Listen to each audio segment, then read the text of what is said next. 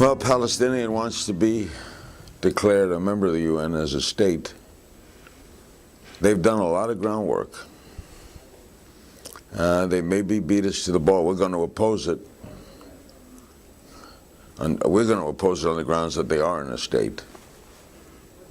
They might get statehood. I mean, they might be recognized by the UN. They've got a case.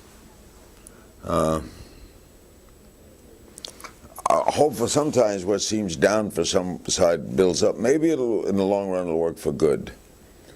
Maybe it'll bring more people to the table, more people. Israel gets a bad break at the UN. Well, Israel's made some mistakes, but none like, the battle is over. You know, Dean Acheson, this is, when he was Secretary of State years ago, right before Truman signed off on the State of Israel, Dean Acheson had worked a deal with Brazil. This is in both Acheson's autobiography and many books on Truman. Acheson worked a deal with Brazil, where with Brazil would give Brasilia to Israel. The whole land, which is 5 times the size of Israel.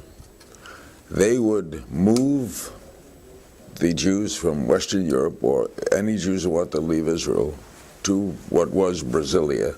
They would declare Brasilia Israel. I remember. How many thousands of lives would have been saved?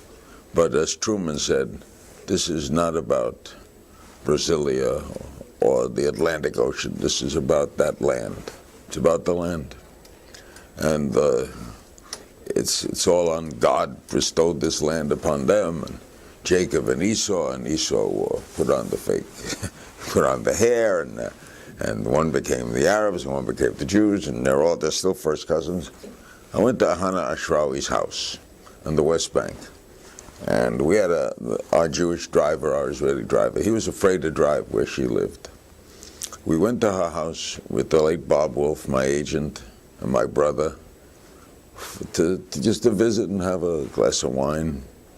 We walked in. She was there with her sister, and it was like going to my Aunt Dora's house in New York. You gotta stay to eat. How could you come and not eat? And she wants to show me the wallpaper, and they just put the lining in the closets. I'm at a Jewish house. This is Hannah Ashrawi. I mean, it was like, there's a lot of similarities, you know. Both people are very bright. There's no, everybody can read and write, both places. The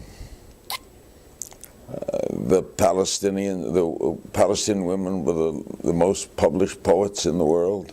The Israeli writers of imagine if they were together.